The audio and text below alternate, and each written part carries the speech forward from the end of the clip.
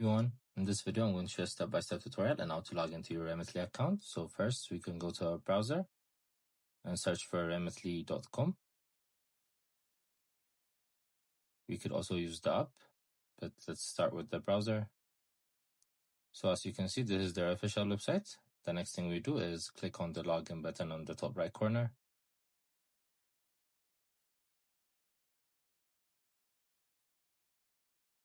So next we're going to insert our email address as well as our password.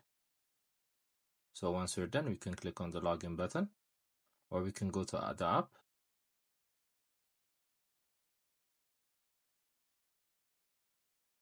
So here you can log in using your Touch ID.